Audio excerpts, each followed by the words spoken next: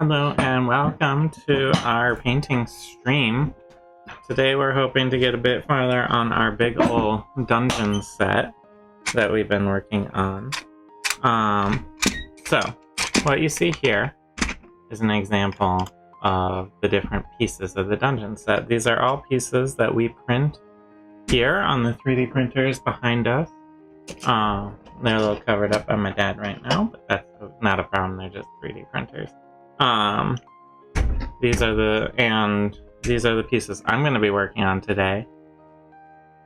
Dad's going to be working on some dark gray, and I'm going to walk you through everything that we're doing in the process. I have a little example here of the different stages. As you can see, they're all magnetized, so they hold together when you move them, and that's so when we're playing Dungeons and Dragons with them on our D&D stream, which is 2 p.m. Eastern on our Twitch channel that you are watching if you're watching live. On Sundays, 2 p.m. Eastern on Sundays. And the designers for these pieces and everything else we print and paint, if you're interested, you can find them on our website, DysonDungeons.com, under the attributions page. We have everyone that we use listed there, so that's worth checking out, I think. Alright, I'm just double checking. Okay, good. The music should loop properly. I'm gonna shift the camera a little this way so we get a little better view and a little bit less of the computer we're streaming on. Alright.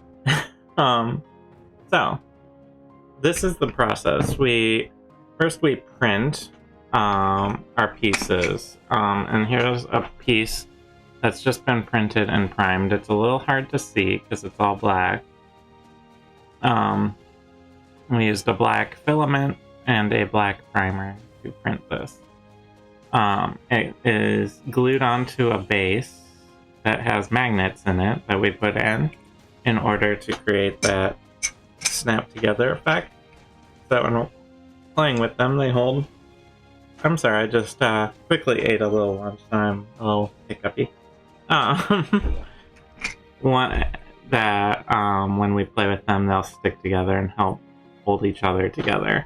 So once we print it, and we glue it together into a single piece like this floor, prime it, and then we do what I'm going to be starting today with. We put a gray base coat on it, and we're doing gray in this case because we're going for a stone look in this dungeon set. So we stick this gray base coat on.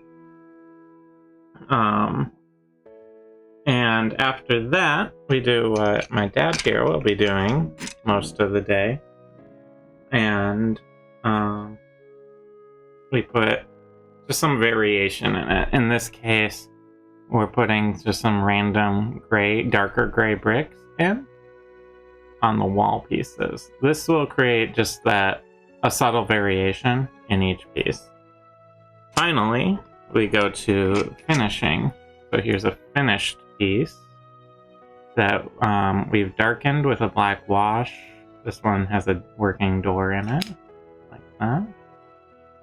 And that creates our final dungeon tile. So, very exciting. These are this stack of floors here is all that is left for the base coat. Once that base coat is done, I will either be joining you in putting gray bricks in.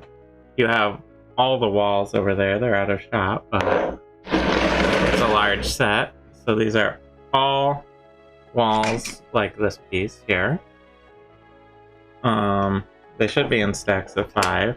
Yeah, these are 40 plus. Yeah. These are 2 walls that out of the whole set didn't glue perfectly. They're a little loose, so we'll probably fix those and then finish them. I just have them set aside because I found them when I was base coating them.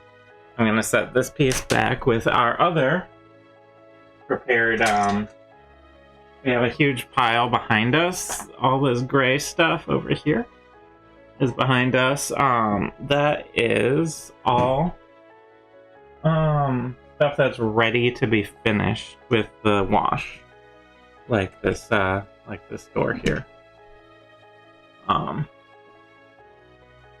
So if I can get through all this gray, I'll either be finishing or helping you, whatever you want me to do. Okay. I'm shaking up the dark gray. I'm gonna grab and we'll a glove or two. Putting dark bricks in. Only like 45 of these.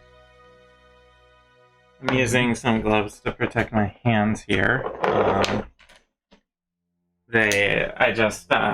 I use so much gray, and it's just trying to get it on fairly quickly that it just keeps the paint off my hand and keeps my hand oils off of the pieces, which is usually more important for. Is this the no? This is the mostly empty one that I've been using.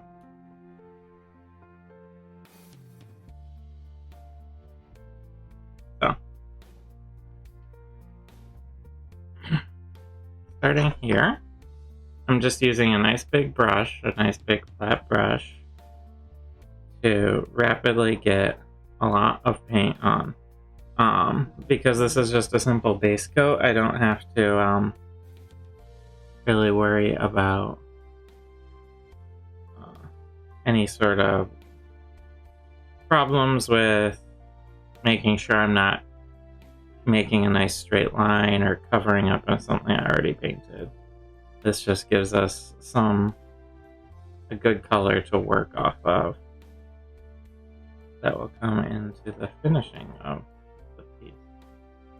And I want to make sure I get along the edges, because while they generally won't show, you might see a little sliver of them, and if it's not the color you expect, you're gonna be a little more focused on that than I want. So that is how you put on a nice big base coat on a dungeon floor. And there are dark gray blotches. Random gray bricks.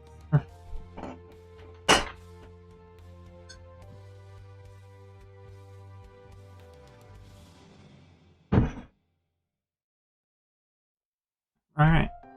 So,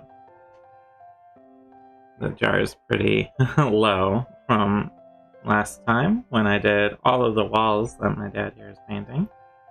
Does it need to be thinned, or is it still okay? It's okay for now. Yeah, it wasn't sitting open very long. No. Because I went through it quickly. You're using it quickly, right? Yeah.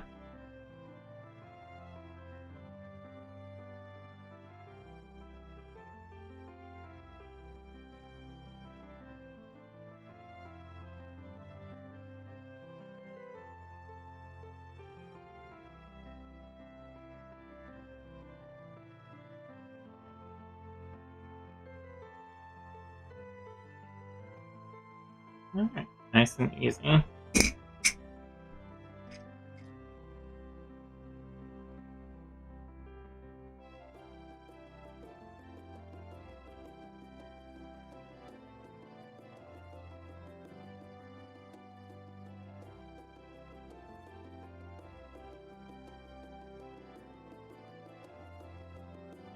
And this will give us a nice selection of we're creating an extremely large dungeon set. You can tell from the volume. The reason for that is because we do this on a show. We want to have a lot of options for variation. Hi, Jim. UO Jim. Thanks for watching. And I have a lot of variation and options for our D&D show that we're doing. So, the more pieces you have, the larger and more, and the more variety of pieces as well. the larger and more impressive a dungeon or battlefield you can create. So, that's the reason we're doing such a large. Here you go. Ooh. There's a flip.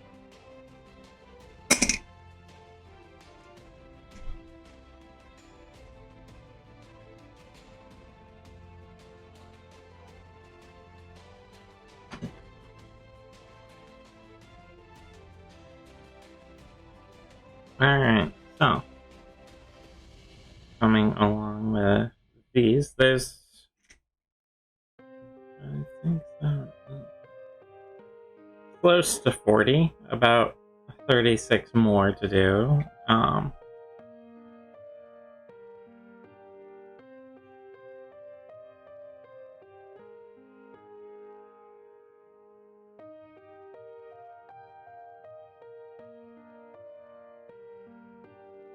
And I'm using a black primer. I used a black primer for these, partially because unless you're very astute about putting your paint on, there's invariably going to be a little bit thinner areas and thicker areas of paint. And for something like this, if a little black primer shows through, it actually creates more variation within the piece itself. So that can be a bit of a good thing. By sticking to one color, you create a uniformity, but then within that uniformity, you want a little variation. You don't want every piece of rock to look the same as every other piece of rock, because that wouldn't feel realistic. So by just having a little built-in and added variation on each piece, you end up with a much more realistic feeling set. And I'm adding interest. You are adding interest by putting in random gray bricks. And the black wash will make those gray bricks a little harder to see, so it feels a little like, oh, why am I bothering doing this? Mm-hmm. But one could say that. But it's a very subtle effect that I feel like adds a lot, especially when you see them all put together. It makes each, even though we have almost 50 of these wall sections, they won't all feel completely the same anymore by doing that.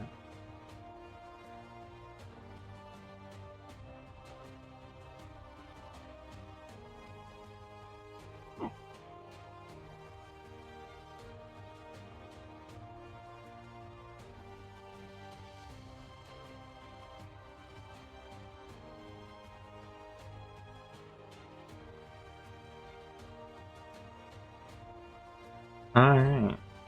And yeah.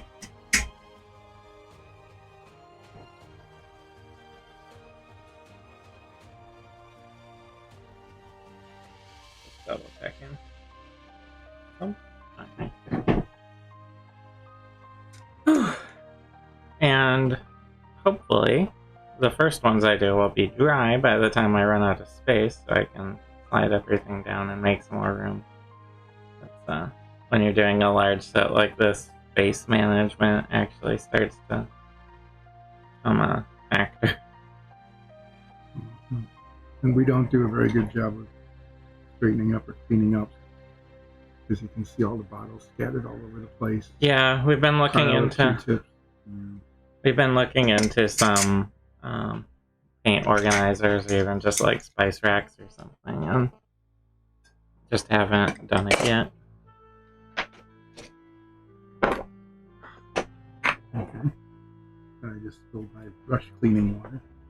Fortunately, that's all it was. Just water. No, there's a puddle. So we don't have some sort of paint thinner spilled all over. No, or paint. Or paint, yeah. Now, if you spilled paint and paint thinner at the same time, it would be a self-solving problem. Well, it would just be thin paint.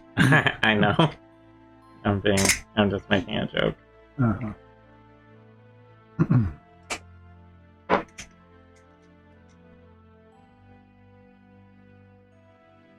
Alright.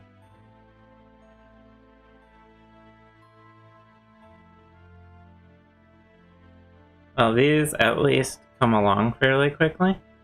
I kind of saved the floors here for last because I like to save the easiest thing for last. So it feels like, I don't know, it feels like painting downhill. If that makes sense. Like, you're in the home stretch and it's easy, you don't have to think so much, you don't have to focus so much. I just prefer that, personally. I think there are other people who might go the other way or just paint whatever piece at whatever time, but the way I like to do it. And I like to do whatever just needs to be done. Although doing this is, no, I don't know, that horse was kind of interesting. Wow. Yeah, I vacillate so much when I'm doing something like this. I'm like, I just want to paint something detailed. And then when I'm in the middle of painting something detailed, I'm like, I wish I was just painting floors. I'm never happy with what I'm doing, apparently. An unhappy, sad person. I don't know.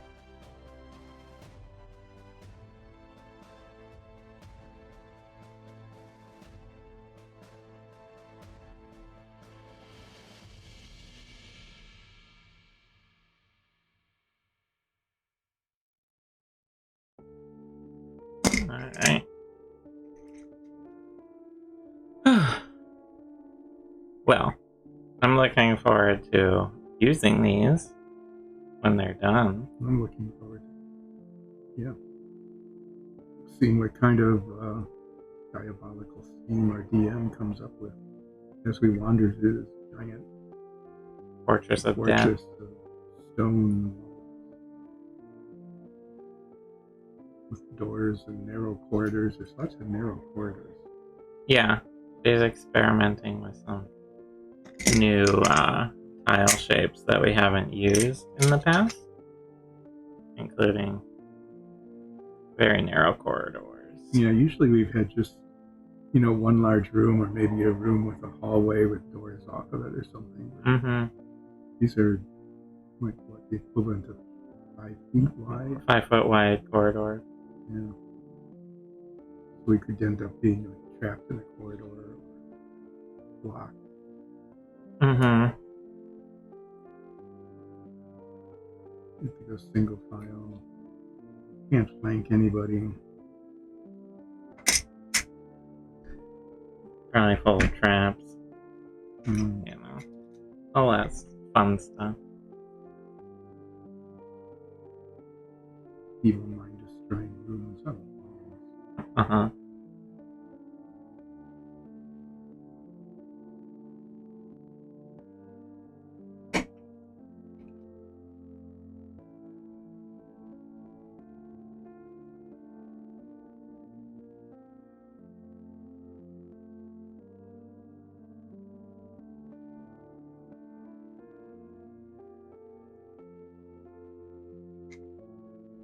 Okay. And you can sort of see how large of a play space just this many tiles will afford you as I'm putting them down to dry here. And that's just a small number compared to the total. Yes. I already have a stack of floors that I did last episode.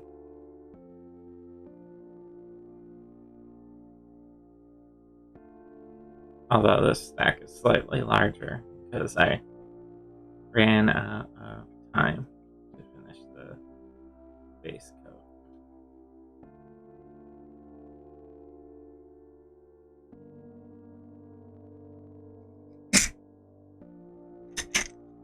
And you might say, and how do you decide which of these bricks you're going to be painting darker color?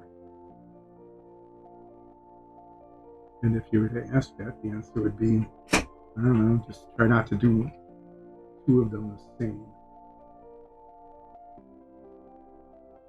So then they look different. Mm-hmm. Variation, doing a lot of just don't copy what I did last time, basically. Yeah.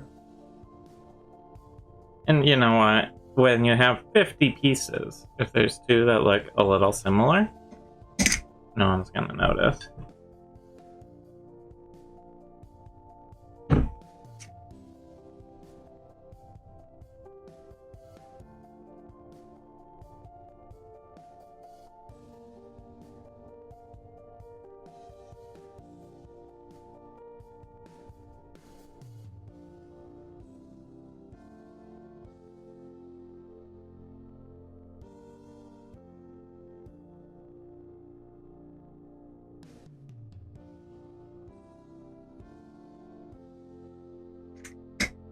Yep. Mm-hmm. That's true, they won't notice. Especially with the black wash on it and then in the shadows. Oh yeah, when they're all combined too, and washed and everything, the whole set will look drastically different. But it's these sort of subtle undertones that will create a cohesive effect across the whole set, which is what you really want. You want it all to look like it belongs together.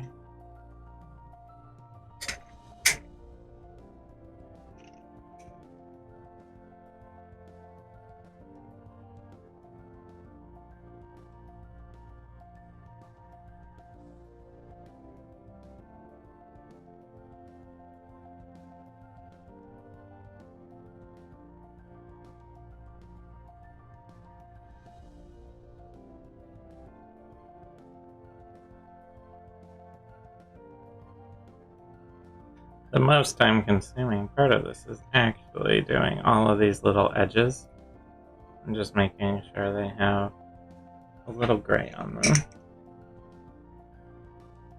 That way, if they're sitting like this together and you see a little bit of the seam between them, it'll look like it belongs there rather than a dark void of nothing.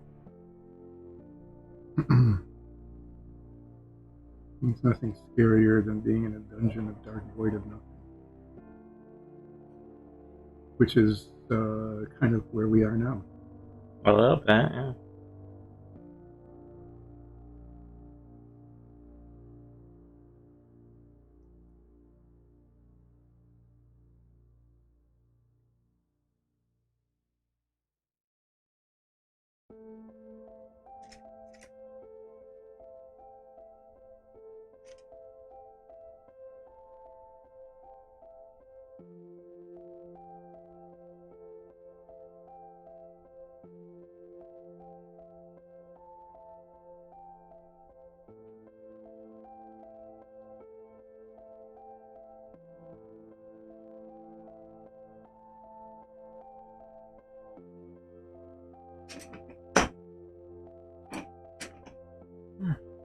Alright. Hoping we'll be able to also start getting back into the video game streaming soon. Maybe tonight, maybe actually. We're looking at getting a lot of sort of groundwork and uploads, like we've been uploading all of these painting streams onto YouTube as well. And that just takes some time to get them all together, get thumbnails put together, things like that. That's been eating up some of our time and attention, but it creates a whole lot of nice content for YouTube.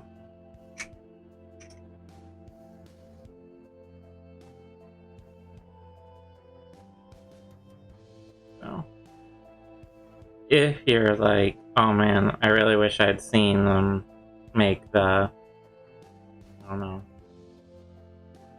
jaguar, panther, leopard.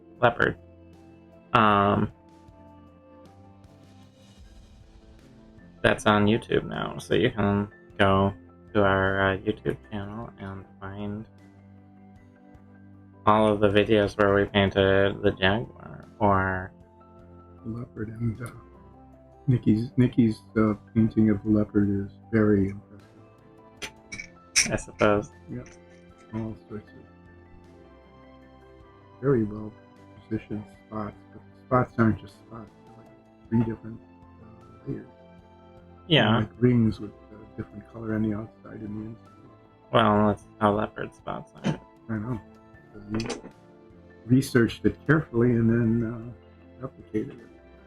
That's pretty impressive. Oh, thanks.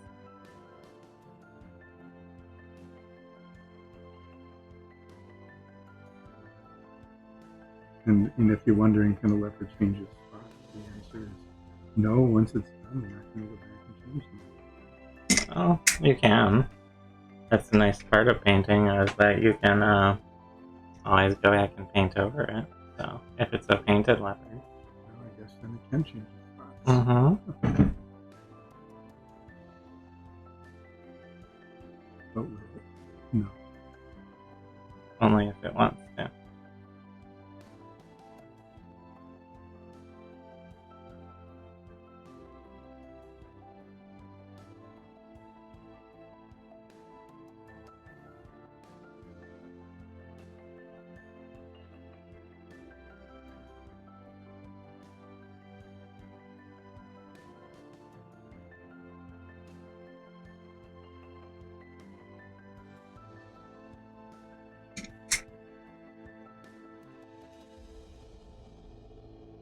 I'm gonna shift my little pile of to be painted over here to give myself a little more room to work.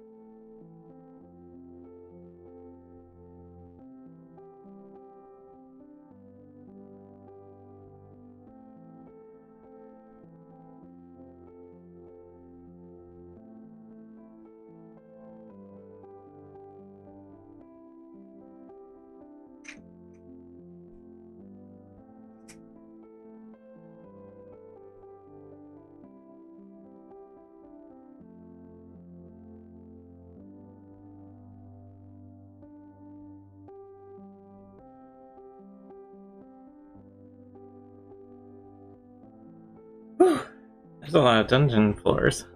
Mm-hmm. A lot of walls, too. Walls stick even longer. Yes, because they're about twice as large. Mm-hmm. Much more surface area.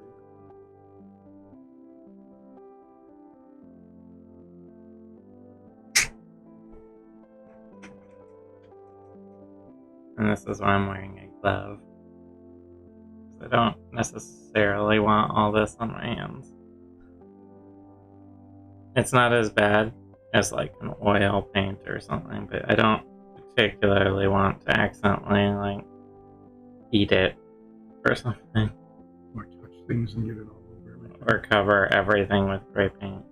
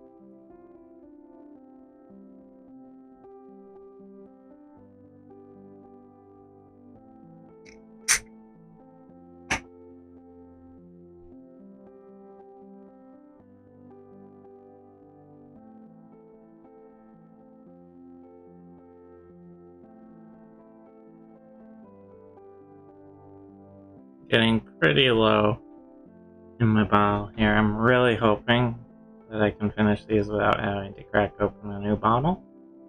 We will see how far that hope carries me.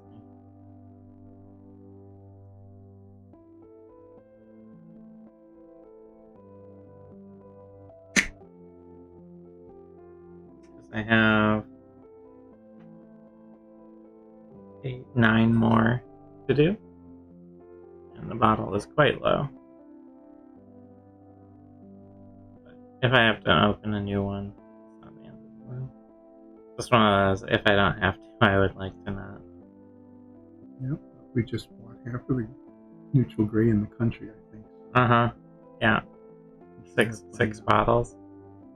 Maybe a little excessive. Yeah, but as long as we keep them sealed, they should keep pretty well. Mm-hmm. And it is one of our most used colors, even before we started this set. It was one of our most used colors. So, because we do a lot of set pieces here for, I know a lot of painting streams do.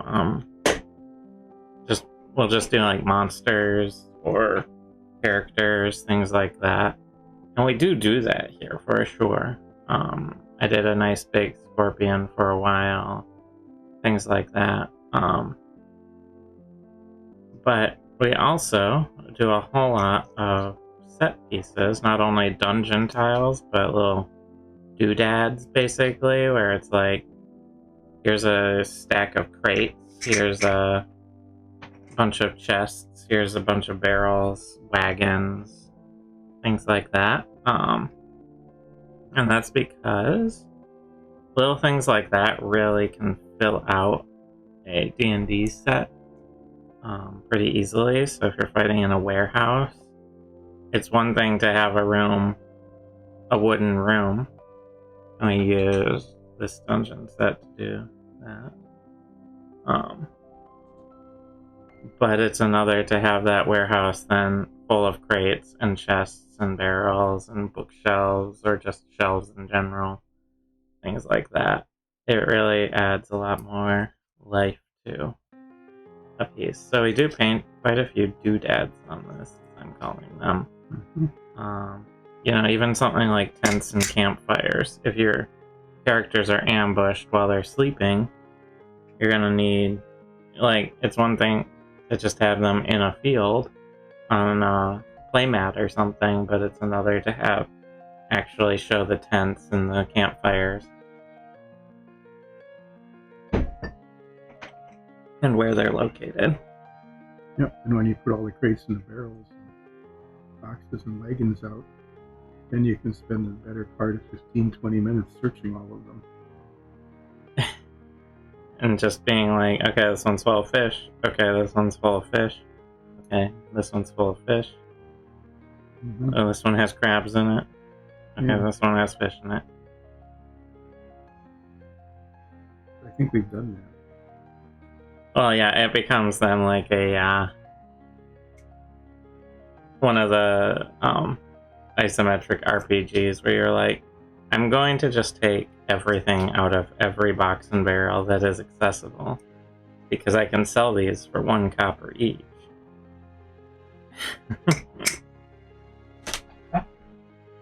That's what happens in like Baldur's Gate, Divinity, Original Sin, things like that. You're just like, steal absolutely everything that's not pinned down.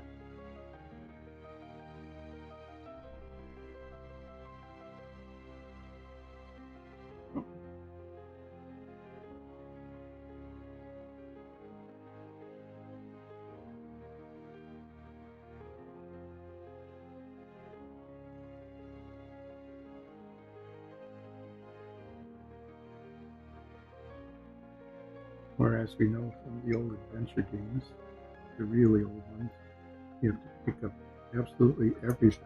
Any point and click adventure. Because you know that that's going to be the key to some places. Yeah, it's like, oh, this bucket is interactable. I'm definitely going to have my character just pick up this bucket and stick it in his pants. So that when I need a bucket. in Act 4, and I've had this bucket sitting around in my inventory, and I've tried it on everything, and the only thing I've been able to do with it is humorously put it on my character's head and have him say something stupid. Suddenly, when you're sitting in, like, I don't know, like the afterworld or something, and you need to transport this ghost ectoplasm to the gate of the living in order to open up and return back to, like, the world that you came from, and you need something to transport that in. You've had this bucket ready. Your bucket. It's that sort of thing. I do love point and click adventures, and like some of the logic in those is pretty amazing, where it's like there are, I think the famous one was from one of the King's Quest games, I think it was King's Quest, don't quote me on that, where you had to specifically order the character to put a gem in his mouth in order to, like, illuminate a passageway. So, like, put gem in mouth is sort of like a joke I've seen of adventure game logic.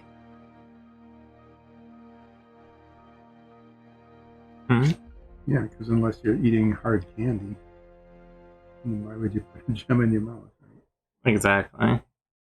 But you had to, like, I think you had to, like, crawl on all fours, but it was dark and the gem gave off light. So because you're crawling on all fours, you put the gem in your mouth and it created, like, a flashlight. Right, because you couldn't hold it in your hands because you were crawling. Drink that coffee, pretty weird. Sorry, everyone.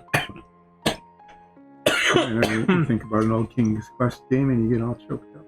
Yeah, exactly. Although I never played too much King's Quest. I played 1 through 3, and I played 5. I love Quest for Glory. I love all of the Tim Schafer ones, Day of the Tentacle, Monkey Island, LucasArts games like Loom. Those ones were all really great. Maniac Mansion 1 and Day of Tentacle.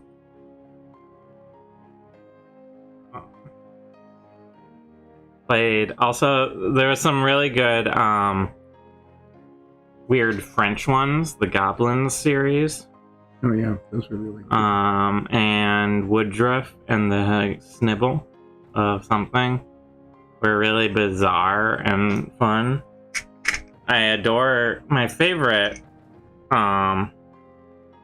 I absolutely adore the Kyrandia series, which was Westwood, and that's Kyrandia 1, 2, and 3, Malcolm's Revenge, where, although my favorite point and click of all time is Kyrandia 2, Hand of Fate, with it's just, I love the potion making mechanic in it, and like you go to all these different worlds all the time and have to solve puzzles as you're transported through, like, by an evil hand. It's just really good. Okay, I'm like barely squeezing enough paint out of this jar. I'm literally scraping the bottom in order to not have to open another jar of paint. This is the very last one. And I'm like... Yeah, I'm brushing really hard to get every last bit off the bristles, right? Yes, that is what I'm doing. But Kyrandia 2, Hand of Fate, favorite all-time point-and-click adventure. Although I do have a special place in my heart for Monkey Island, especially Monkey Island 1 through 3. Yeah, where we get to see the Although evolution of the different manifestations of the Chuck. 4 is also alright. The controls were a little janky because they made a foray into 3D with it, and it was early in that foray into 3D, but 4 was okay. The Tales of Monkey Island from Telltale Games back in the day was actually pretty good too.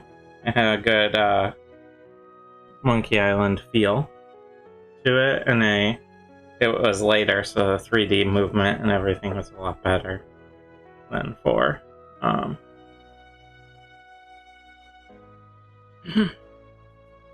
But yes, I do love those. I remember playing Space Quest 2.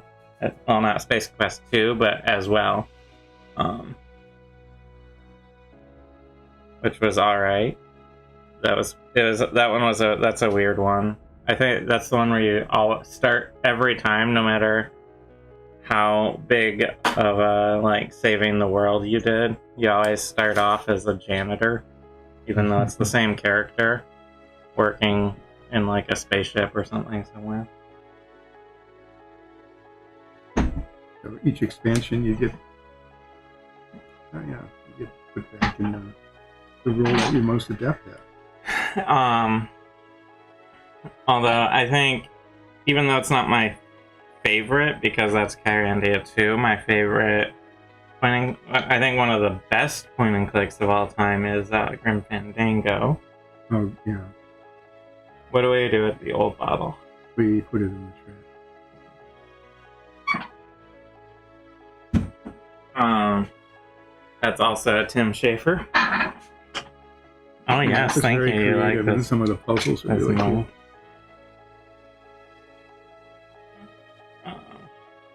The aesthetic was great. Everything about Grim Fandango.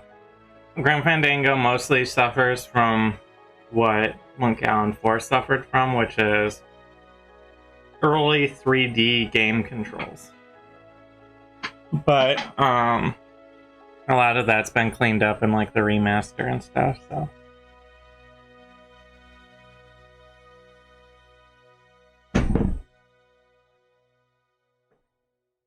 Alright.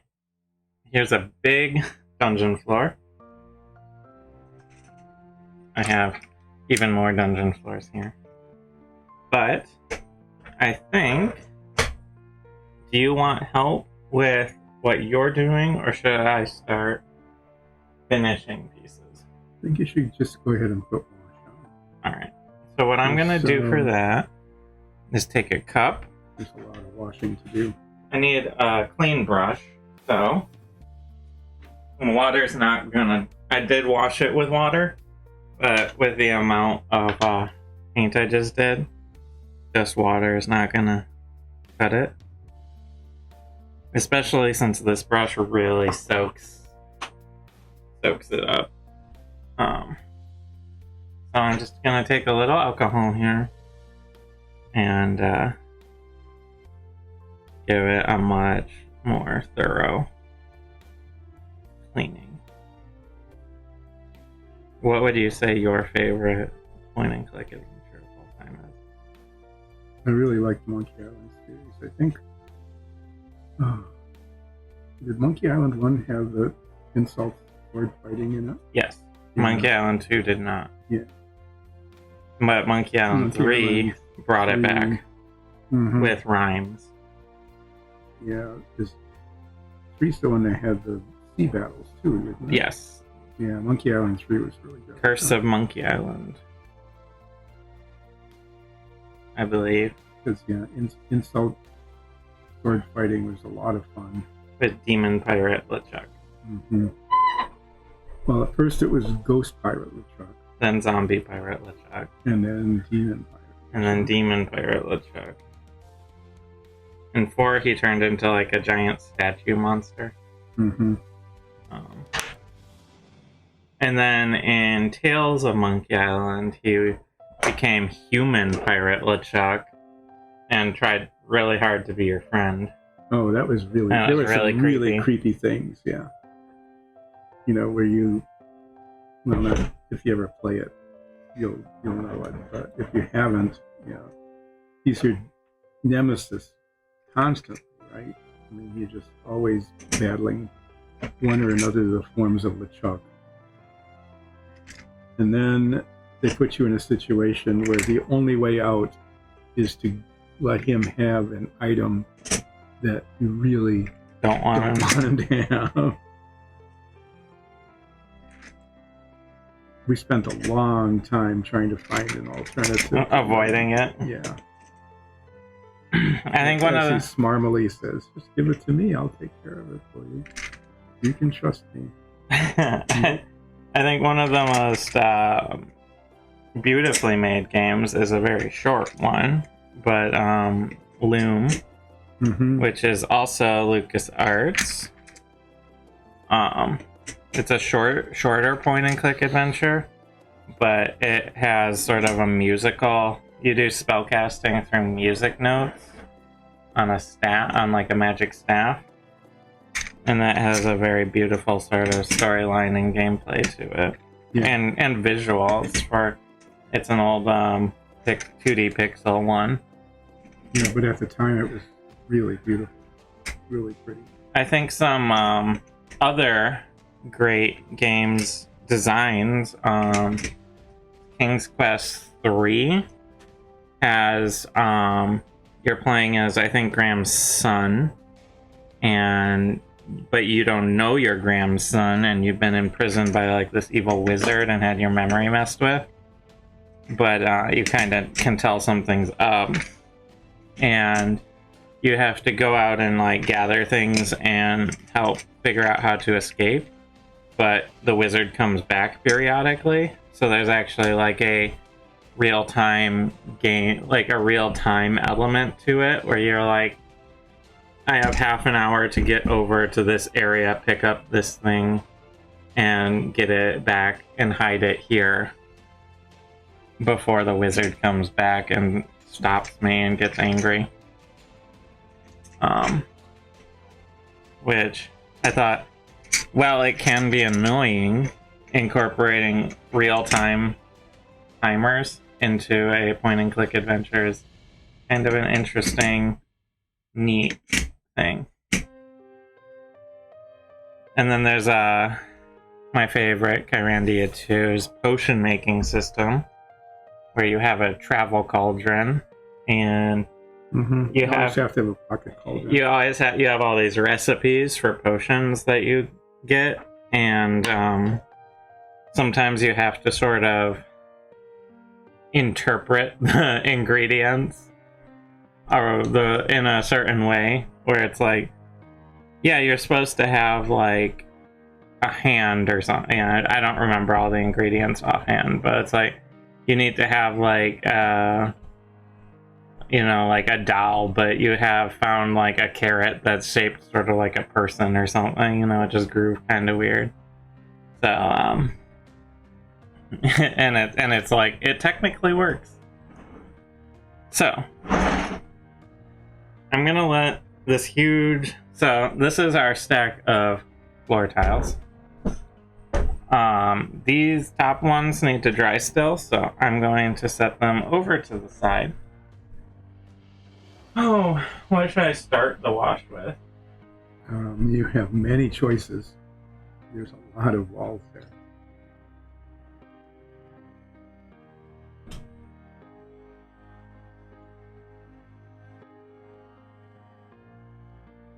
Well, in the spirit of starting with the most annoying pieces first, I have these corridors. Yeah, those are a pain. They're not very big, but they have a lot of surface area. As you can see, there's outside walls, inside walls, floor on the bottom. This is the narrow hallway we were talking about. It's just wide enough for basically one character to move through it at a time. So I'm sure that will be used to here's sort of an example hurt us in some fashion. of this little dungeon piece here. So I'll probably start with those. These corners will also be a little bit of a pain just because of the amount of surface area.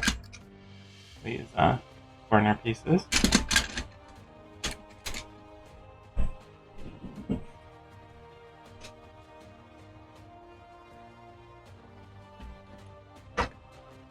Just assembling my what I'm going to be working on here. And what else?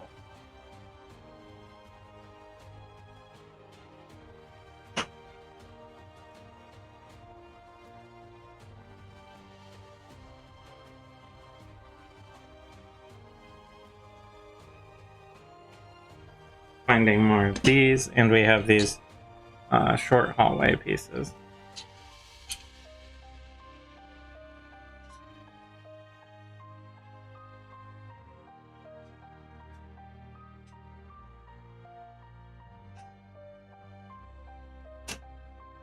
Trying to get a little organization back. He's got a little out of hand. Well, there's just a lot of pieces to try to fit into a limited space. Yeah.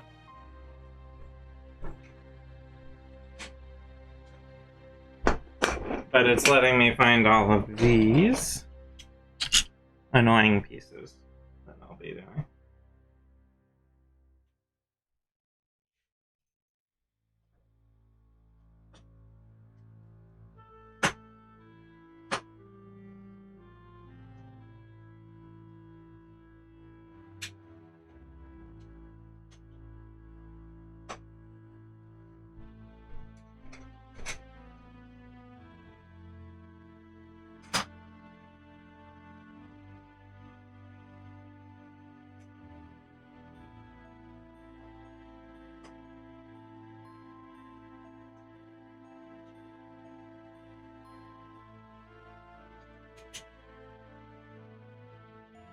All right, there.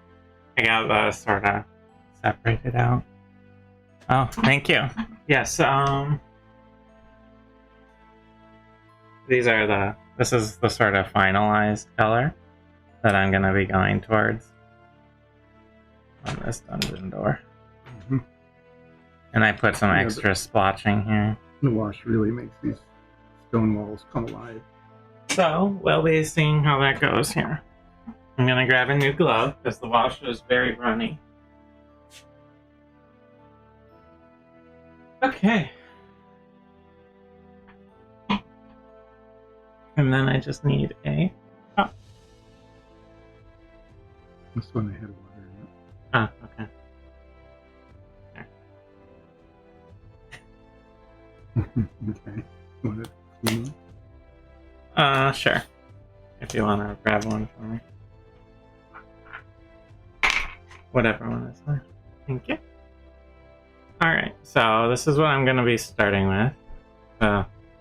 Black wash. And what a wash is it's just a very watered down paint. Is effectively what it is, a very thinned paint. And it creates a translucent sort of effect on whatever it is you are painting, so it'll tone down colors.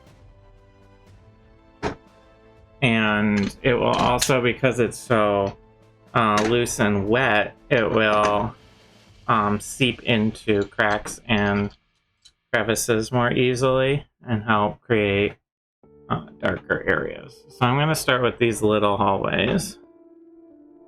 And I'm going to be needing a fair amount of black wash. So we'll start with that and see how far that takes us. So as you can see here, it's a very liquidy sort of paint.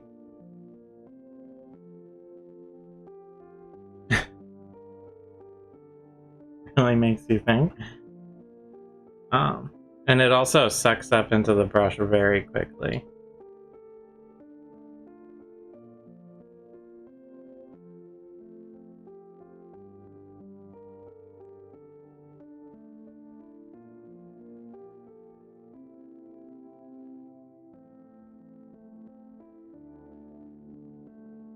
And I don't want it to be distributed evenly across the piece. I want that variation. So I will go back over where I am working to move that wash around.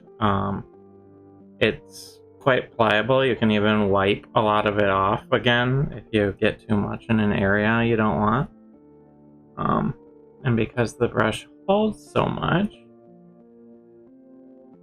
it will also last a while on the brush. And the main thing I want to do is not forget like a side here. But something like this really lets you create a lot of interesting dungeon effects. So it's a little shiny, but that will be less shiny as it dries, and it creates this sort of dark, dungeony stone feel. There it is. And that's washing. So as a side-by-side comparison, there's a unpainted, unwashed piece versus a washed piece. You can see on the side, like you can still see where the darker bricks are, but it's a lot more of a subtle effect than otherwise, which is what we want. We want that sort of subtlety.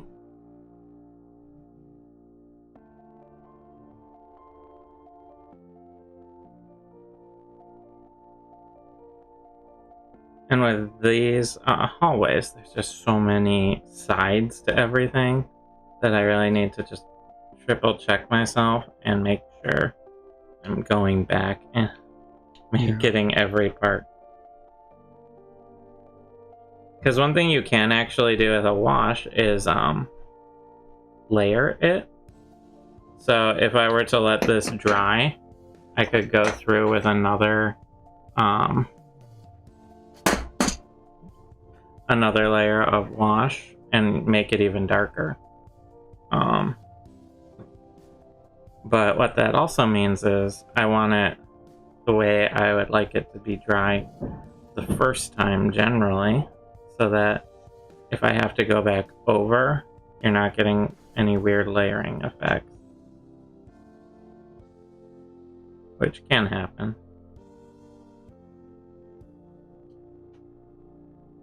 So, like, making sure I get the insides of the hallway is important.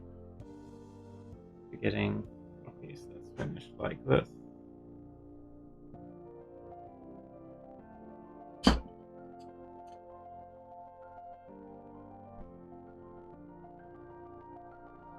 I think we only have 4 of these little hallway chunks. That's all I found over there, at least.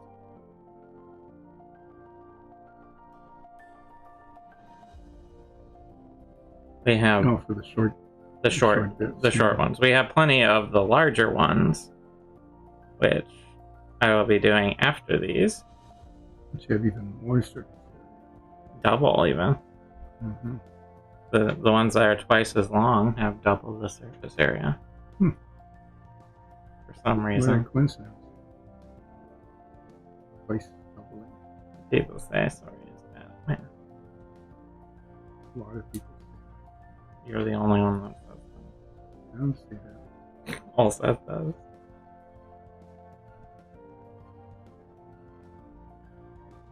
And when I'm dipping my brush, especially if I'm just like, I need a little bit more, I'm doing a very light dab in there because the brush will suck it up rapidly.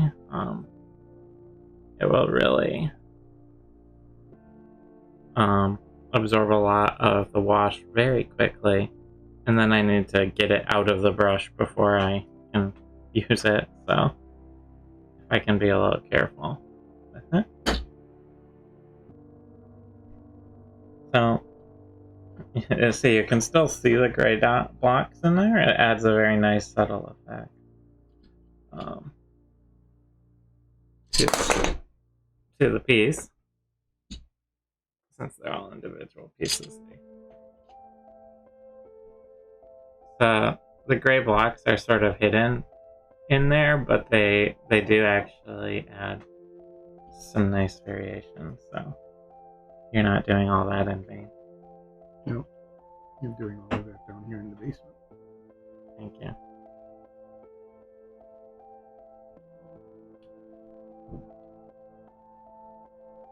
I'm doing the inside of the corridor first, because that's the easiest part for me to miss.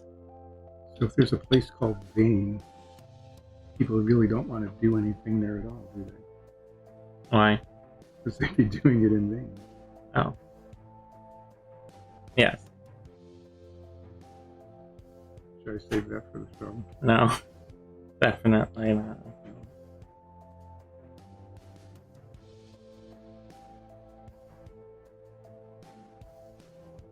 What? Bad one. Mm-hmm. Yeah, I think it's going to come up. I don't know. I'll make sure I never say in vain on the show. Or go to a place called Vein. Or refer to veins. Like weather vanes? Yeah.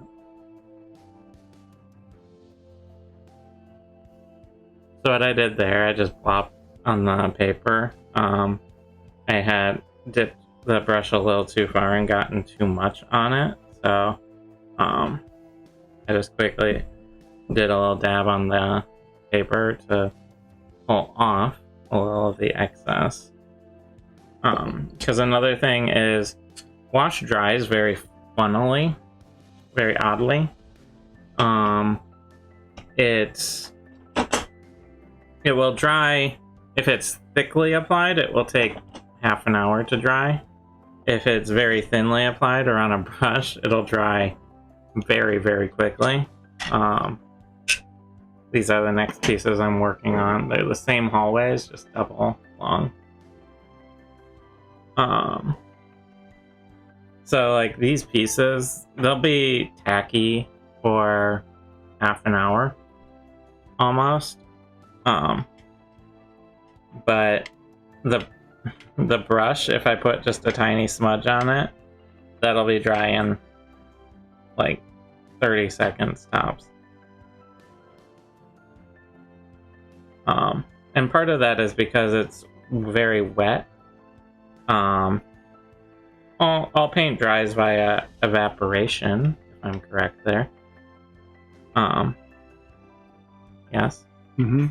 So what's happening when paint dries, and you're watching paint dry right now, is you apply something that's been thin, a pigment suspended in some sort of liquid, be it like a water or oil or whatever that type of paint is. That pigment then sits on the piece, and the liquid part evaporates into the air at various rates. Oils take a lot longer to dry because oil takes a lot longer to evaporate in the suspension that it's in. And it leaves the pigment adhered to whatever it's painted.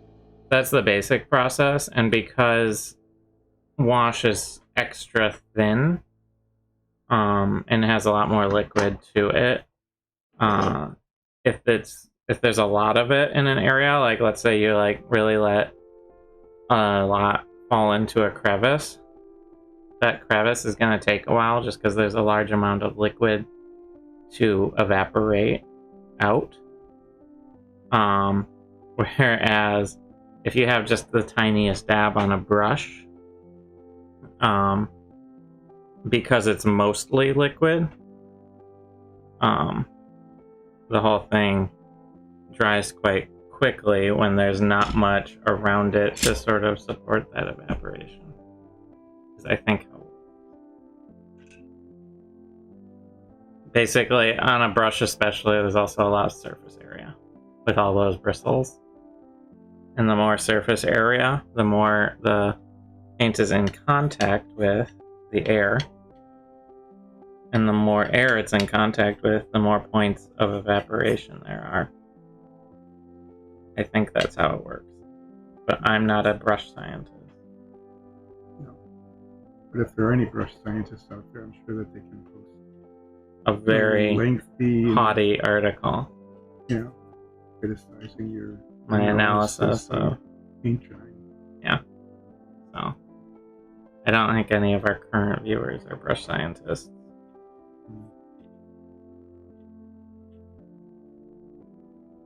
I'm doing these parts first because what this thing that I'm doing right now, trying to get in between, is fairly annoying.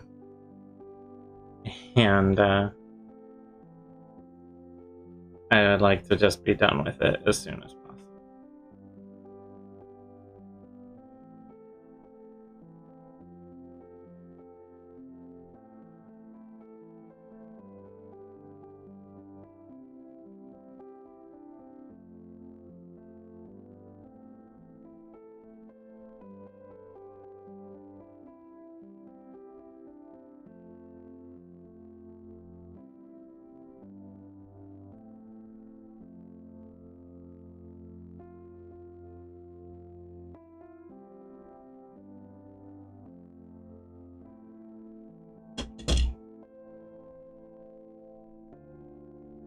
Alright.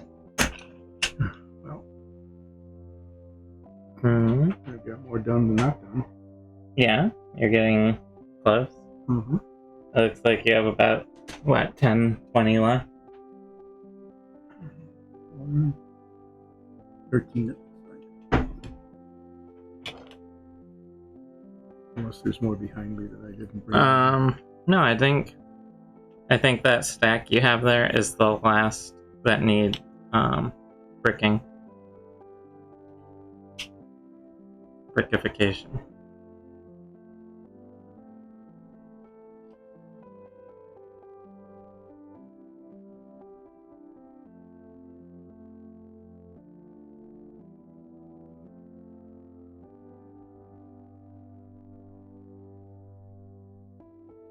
Alright, got the inside done. Now it's time to do the edges and then the outside. I'm trying to sort of stick to a system painting these hallways because it's really easy to miss a side relative to something more simple like one of those walls. Yeah. If there's only one side, it's easier to not miss it.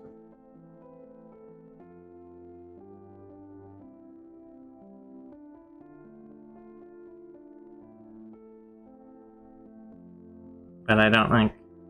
Is there anything in 3 dimensions that has one side? I don't think so. A Mobius strip? Yeah, well, that's true. That here's one side. Haven't painted a Mobius strip, though, yet.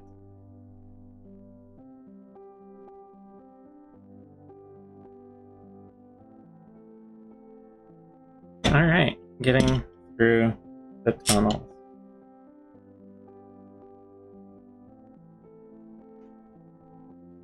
Oops. Did not stick to my system at all. And just immediately started painting the outside. So your system lasted what? 3 blocks. 3? 3 tiles. Yep, that's almost systematic. I'd say 3 is a system. Probably. Mm-hmm. It's more than a couple, too. Uh-huh.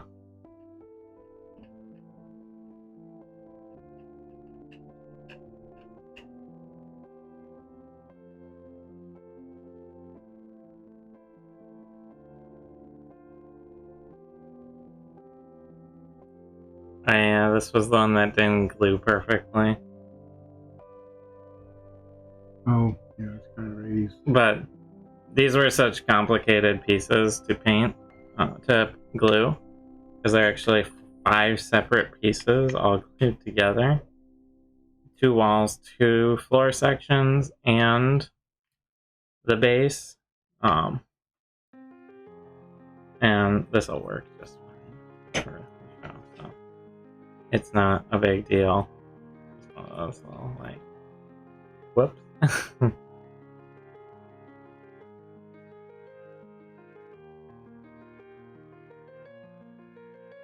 What I'm talking about is that central floor tile's kind of up a little more than I would prefer it.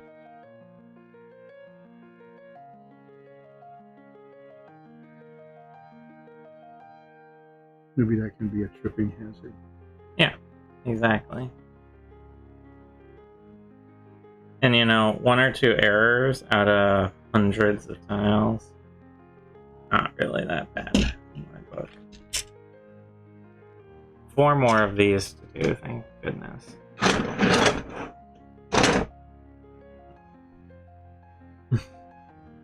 And then we can set these tunnel pieces, these hallway pieces aside, and they'll be officially done. See, I'm reverting back to my system now. You departed it just a little bit too. Just to remind myself of how important it was to not divert from it. Exactly. It was just a self-taught lesson. It was showing the viewers what happens if you divert from your system. That's definitely to impress on them the lesson of systematizing your system. There you go. You got it in one.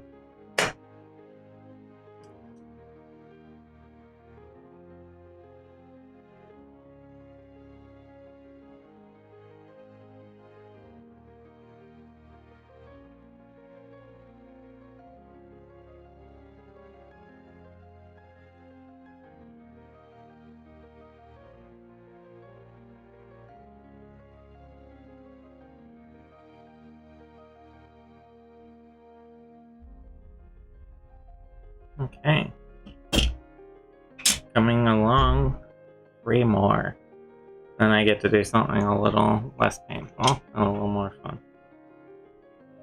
I mean, I still get to wash these, but... So what happens next? Corners. Corners are fun, right? Sure.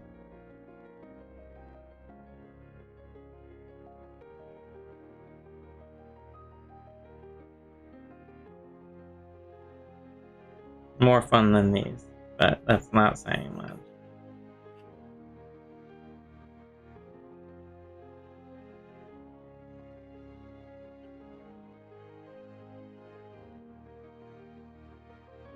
And part of what I'm doing here is I get the whole thing coated. I put the layer on of the initial coating. And then I will go back and disrupt it and everything, and that gives a little more subtle inconsistency to the piece in general. So if I go along this edge and just get everything toned down to the right tone, that's all well and good, but you can get small brush marks in it, you can get sort of a uniform dispersal of it, and just by going back over it again a little more randomly and splotching it around, you're gonna get a more natural look to what you're doing. But by getting that initial layer all in, wash moves much more easily on itself than just on paint. So you're gonna be able to manipulate it a lot more by doing that cover first.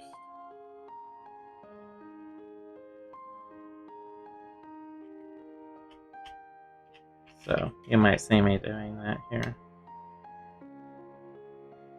And when you're manipulating it with a brush like that, what it actually does, not only do you push the loose wash around on it, but depending on how saturated your brush is, you're also either depositing or absorbing more wash. If your brush is on the drier side, it's gonna pick wash up off the piece and reduce the amount. And if your brush is on the wetter side, it will deposit more wash from the brush onto the piece. So you can get quite a bit of variation in a given area by doing that.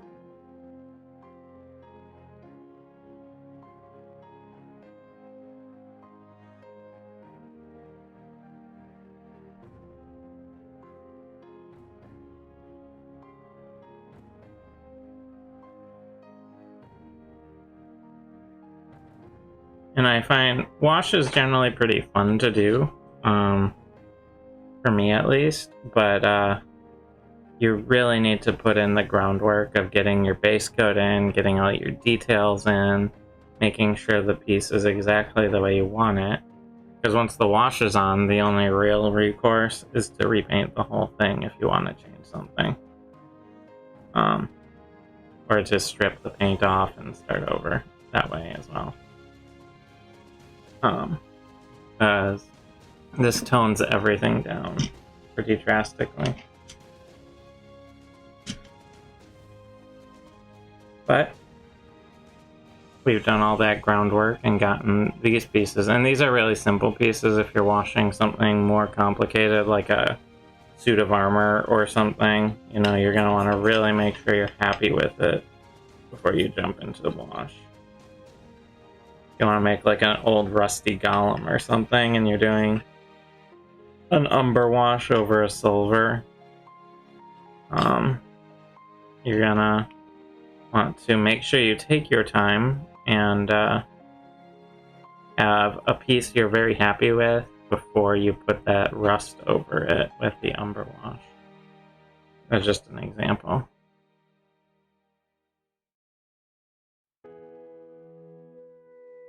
Yeah, and if you're doing that, we've talked about that before, you don't want to just sort of slather the wash on. You want to think about, you know, where the wear spots on the golem might be.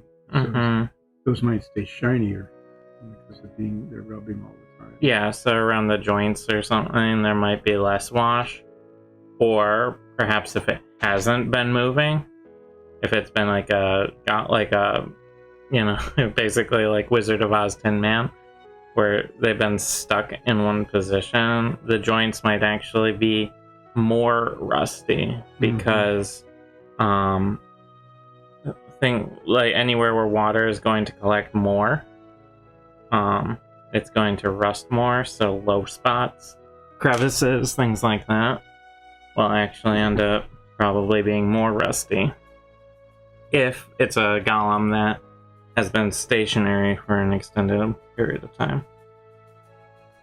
Yeah, and if it's really been out a long time, you might even have a little dot of green wash or something where it's patina. Algae had like grown in. And the whole thing sort of patina. Well, it might be fun as like a copper golem. Oh yeah, where you patina with green. Yeah. The verdi green. Alright, I'm moving on to the corner room now. So, I am done with my hallway project there. It's very exciting.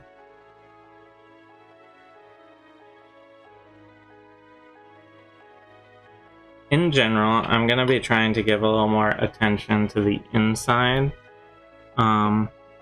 of the walls rather than the outside. I will do both, but the inside section is the section you're often going to see the most of. So, because of that, you just want that part to have the most finish to it. Because often the outside is just going to be the outside of the, either, well, in our case, off camera, or just like the outside of the building, or just representative of the space you're in without being like a used space. And if you're fighting in a room, you don't, I guess with some magic you might, but you don't usually care about what the outside of the wall looks like inside the room.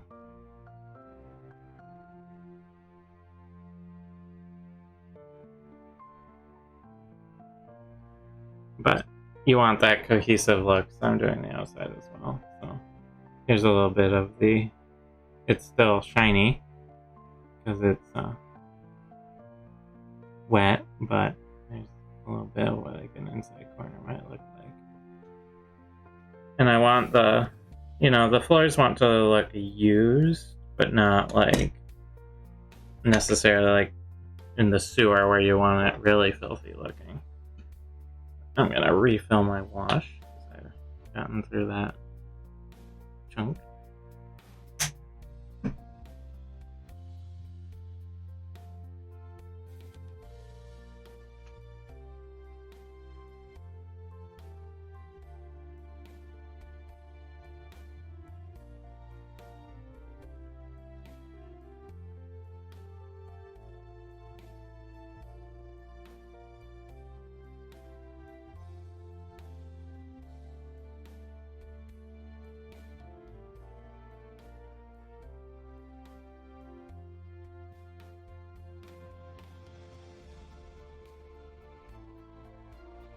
Okay, coming along.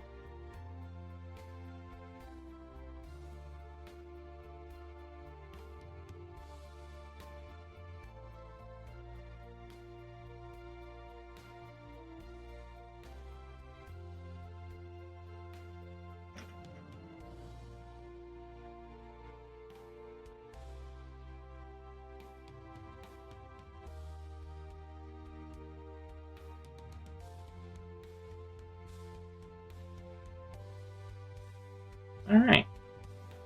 Getting these corners painted nice and quickly. And pretty soon here we're gonna have a full humongous dungeon set, and if we can find a space to assemble it all, maybe I'll take a big picture of it. Yeah, that would be pretty fun. But we did try to assemble this full set on our dining room table and did not have enough room. So, we'll see. Back when it was first printed and just glued together.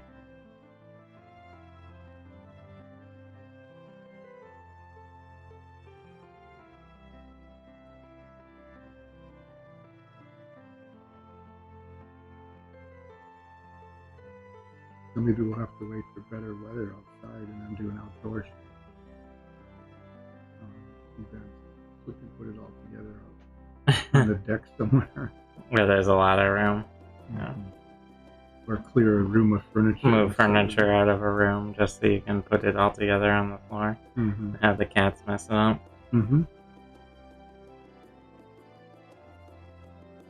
One of the cat's favorite activities is walking on battle maps, so that makes sense too.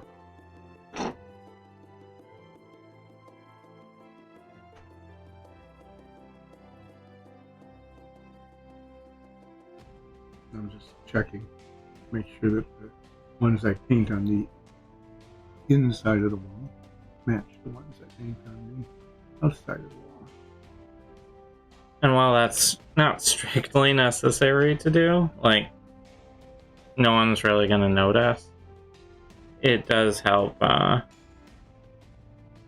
if you make a decision for one side of the wall, you don't have to worry about excuse me, re-randomizing the other side, and it just makes it look more cohesive.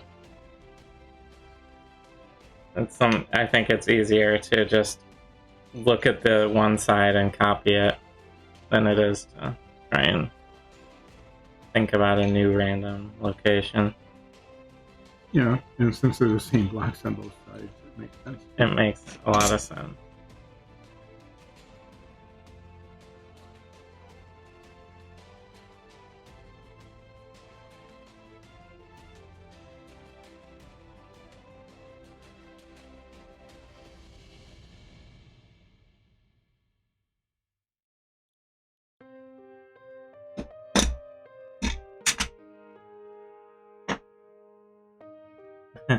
you.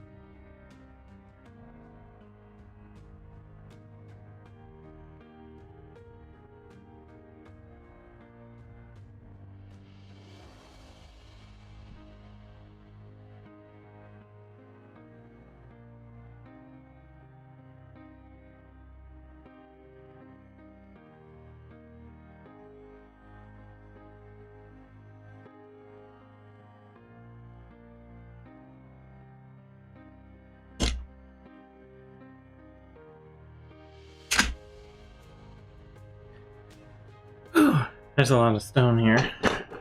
Mm-hmm. It's getting a little boring, doesn't it? Well, there's a certain repetitiveness. You mean doing the same thing over and over again is repetitive? A little bit sometimes. Mm-hmm. But, you know, it's not so bad. It's not like it's particularly difficult or takes a ton of, like, focus and, you know, not getting, like, a headache. Just staring down one piece and doing the same thing over and over again. Yeah. You know, so it's not all that bad, but there are so many stone tiles. So many of these tiles. You keep seeing the pile that you're producing over there, knowing what's coming.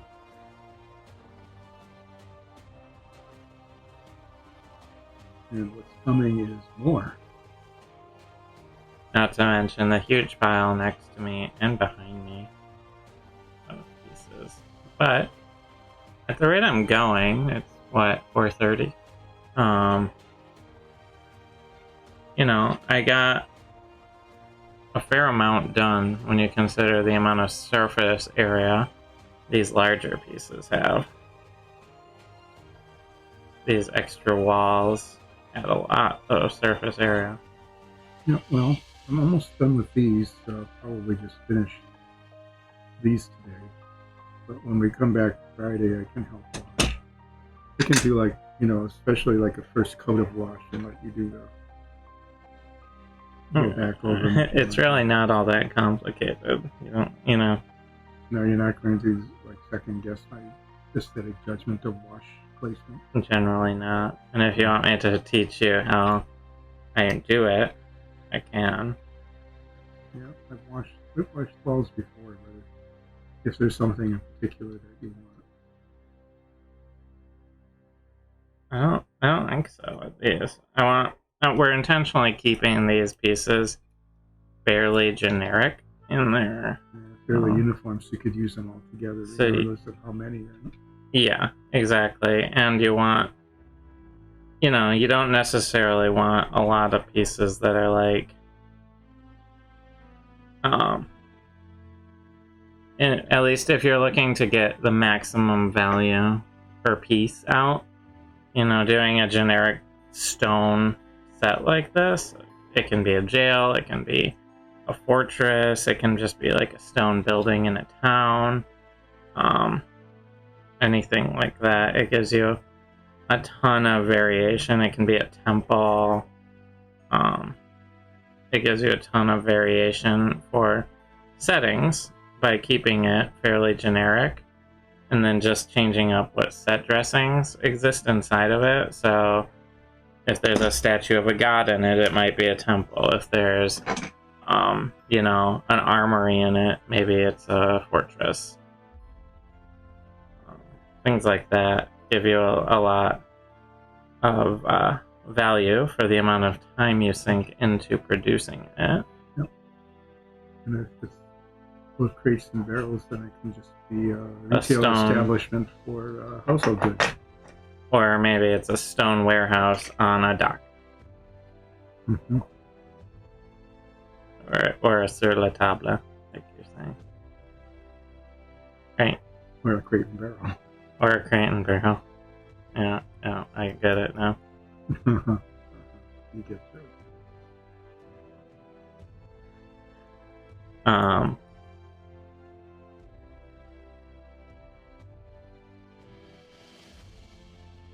You know, and so there might be extra spots in some area or other, which I'm trying to accomplish, but you don't necessarily want a ton of unique detail. Like, if these were all gold bricks and we made them shiny gold, you know, there might be some limited use for that. But, on the other hand, maybe you really need an impressive set piece for a very specific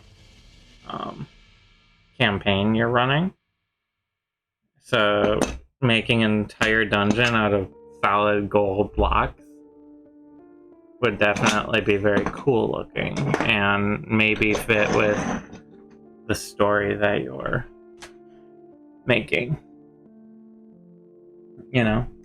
It might. I wouldn't say that out loud. Next thing you know is we'll be making one with solid gold. Hopefully a little smaller. I mean, gold is expensive, so they wouldn't be quite as large. Well, maybe that's the impressive part. No, yeah. Maybe it'd be like a Midas story thing. Yeah. Where someone just came up and touched a fortress. Well, that's if you have the Midas power. What constitutes an item? Well, there's a question. So if you touch a fortress, does the whole fortress turn to gold, or just a like block? A block that you touch? I don't know. Like, a block is clear. Like, maybe the rule is like the smallest singular thing that is considered an object, but like considered by what, the majority? Yeah. Considered by the people? Physicists, is it like one atom at a time? One quark at a time? Yeah. Like, that's a very poorly worded power, let's be honest. It really is, yeah. I mean, if you touch like a spinning wheel, would it just be where your finger actually made contact with the surface? Would it be just the wheel? Would it be the frame as well and the thread on it? Would it be the entire planet because they're all touching each other? I mean, there's obviously in the story there's a limitation because it's like, yeah, you touch like a fish, it turns into gold, and it doesn't turn the whole ocean into gold. Yeah, why not? I mean, if you touch a fish on a plate, why doesn't it turn the plate to gold and then the table? And then the floor, and then the building that the floor is. Because it's just defined as anything he touches turns to gold. Well, then shouldn't it just be the fingerprint? I mean, where the finger actually touches, makes contact. But it's anything, so the definition problem comes down to what does anything mean? No, I think we've got a real issue here now. And I think what it comes down to is anything that's considered a singular object becomes gold. Right. So, let's say there's a cup of water, and that mug of water, the water is considered a singular object, and the cup is considered a singular object, so if you were to touch the cup, the water would be fine. The water would stay the same, but the cup would turn gold. What if the cup had a handle?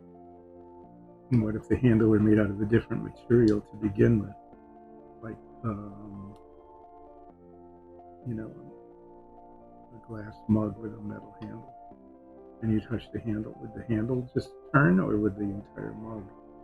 I think the way the handle is kind of, a separate thing now. It's a separate material, but it's still an object. So, because the story, and most stories, define power as based on how plot demands it.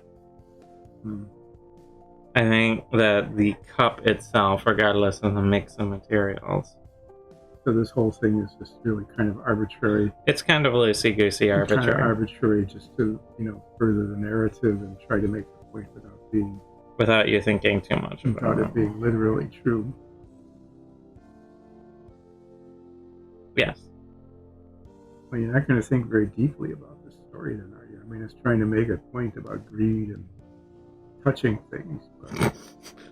Greed and sanitary behaviors. Mm-hmm. Right? That's the point of the story, is always make sure you never touch anything because they have germs on them. So what if you put on gloves? The gloves turn into gold, but and then you couldn't move your hands. Yeah, but if you touch something with the gloves, then it would be okay, right? Well, yeah, because he's not touching. Well, what if the gloves were like articulated, like a set of armor? Then he could move his fingers, but unless there was a fingertip showing out of the glove. So if it was like an actual gauntlet, where you wear a glove and then there's just armor that goes on top of it in an articulated way. Yeah. If he didn't have the glove, it would just have gold armor, solid gold armor. Yeah. Which he could definitely move, and there wouldn't be anything to stop his fingers from touching. Because you wear a glove under. So if he had like a knitted glove, and the yarn just turned into gold, why wouldn't it just still be as flexible as it was before? Well, it'd be gold wire now. Yeah, it'd be a little less, it'd be itchy and a little less flexible. Yeah. But if it was like a latex glove or something, like I'm wearing, that would be like a thick gold foil. So, like, but I was thinking like a leather glove where it's like, fairly thick. That would, if that turned into solid gold, your hand would basically be encased. Yeah. So what you really want to do. But the problem is that it would turn to gold the first contact it came with, so you could not get it over your hand. No. In the first place.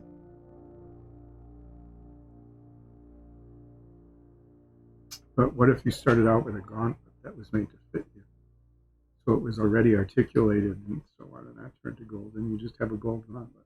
Yeah, and that's all it is a gold gauntlet. Yeah, and then you could just put it on. Yeah, but it wouldn't cover your whole hand like a glove, because that's not how gauntlets work. No, that's true. It would just be the back of your hand. Yeah. Well, then you just have to make sure that if you touched anything, you backhand it.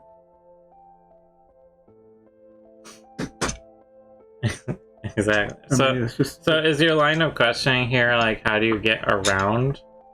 How do you avoid turning things into gold, or are you just wondering about the mechanics of gloves? Well, actually, it started out with just how do you get around touching things and turning them to gold, because that was the curse. But I think the really bigger question is, and I'm really not satisfied with the answer about things. The thing is what everything means. Yeah, like especially a wall. Well, yeah. Is it the brick? Is it the whole wall? Is it the whole building? I mean, if you were arguing about a brick wall, you could say, well, Each the brick. mortar is different, so that's not a thing. But what if you had like an Inca wall, like in Saucy Woman, where there's no mortar. Where there's no mortar and the stones touch each other. Well, it's still each individual stone is making up that wall, right? Well, I guess you could argue that. I don't know about this point of contact. Well, the thing is, if he touched a fish in the story, it wouldn't turn the plate into gold.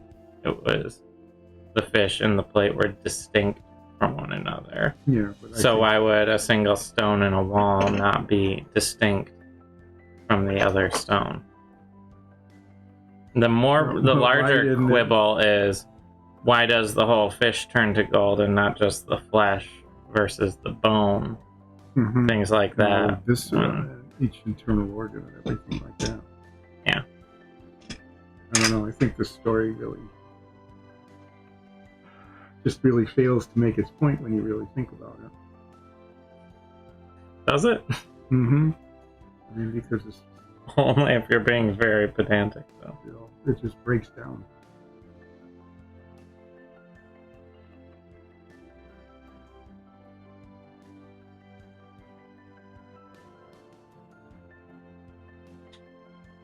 Well, I'm almost through all the corners here, and you can see I have a big pile forming of dungeon tiles.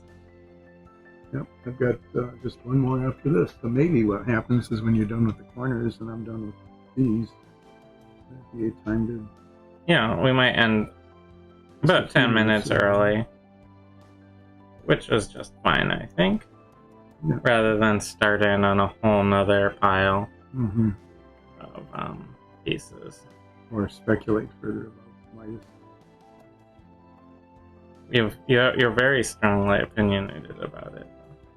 Yeah, I just think that it should be a little more precise. Yeah, hold on. I mean, when you start raising the question about the fish, I mean, is someone going to argue that all the different parts of the fish are not separate parts? Well, I think... Well, like the scales on the fish. How are the scales on the fish any different than bricks in the wall? I think you start to actively approach very problematic areas, too. If you break down into that. Areas that, like, verge into, like,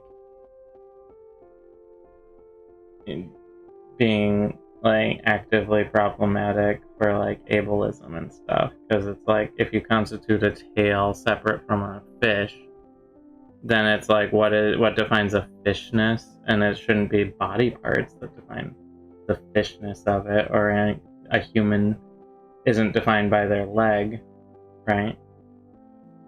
Being a human. So you verge into very dangerous, like, problematic territory when you start breaking things down that way. I think the whole thing is problematic to begin with. I mean, yeah. He definitely had a problem because everything he touched turned to gold. Oh, not everything. Yeah, everything that he touched. Everything. That he touched. And that gets back to this arbitrary definition of a thing. Yeah. And what it ultimately comes down to is, what does the story demand a thing is? That's the definition of a thing.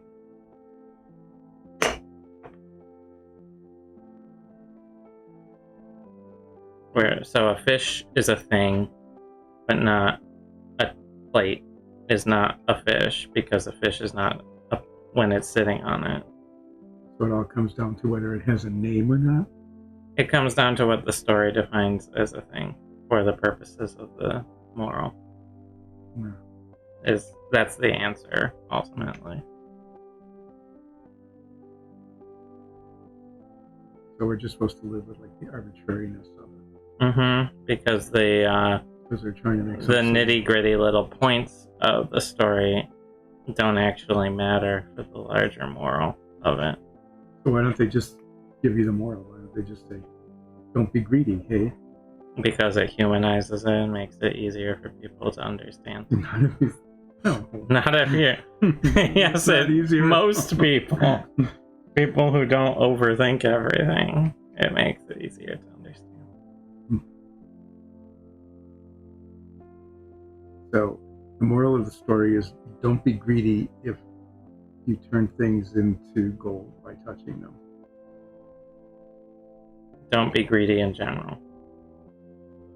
And be careful what you wish for. I'm done. Well, I've got the back side of 3 bricks to go. The back side of 3 bricks? 2. 2 bricks. And I think everyone is done with this conversation, right? I think so. I think so. Because now it's getting into reductivist, circular arguments. Everything ends up being reductionist because that's what happens. The second you start breaking something down, it ends up going in circles. So you're saying that the story was really tautological.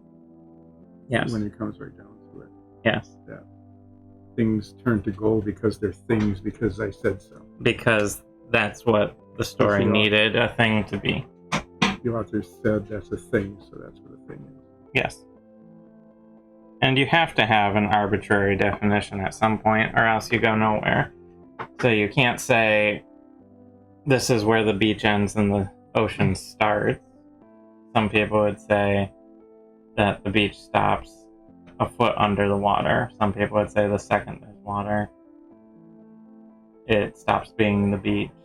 But you can easily argue the extreme of each, you know. You could, yeah. But you can't. When you get down to definitions of things, the nitty gritty just becomes that you have to choose a point to define it for the purposes of what you're talking about. So definition is an oxymoron. I think definition is by nature has to be internally inconsistent. Yes. Which is not what a definition is. Okay. Aren't you glad you tuned in? Are you happy with that conclusion? No. Why not? No, because then the word definition has no meaning. Definition means whatever it's required to mean in the context in which it's used. Everything is contextual, yes. Literally everything about language is contextual. So the linguists who started trying to talk about the absolutes of grammar and syntax, I mean, which is the same thing, that was just basically bull, right? Yeah. Language is constantly evolving, meanings are constantly changing, and syntax is just whatever is convenient. Is whatever at the time. Yeah, and whatever we use that we learn as growing up. Basically. The purpose of language is to translate thoughts from one person to another. Mm-hmm. So as long as it's achieving that goal between the two people talking, then it's correct language. Yeah. So what about what we've been doing here? Well, I only understood about half of what you said, so it did not work. Which half? Not sure anymore. Okay. So on that note, we're gonna end. Maybe we'll talk about like birds or something on Friday. Okay. Something a little less pointless. No, I bet I can make it pointless. I don't doubt that you can. Okay. All right. So we're gonna talk about the pointlessness of birds.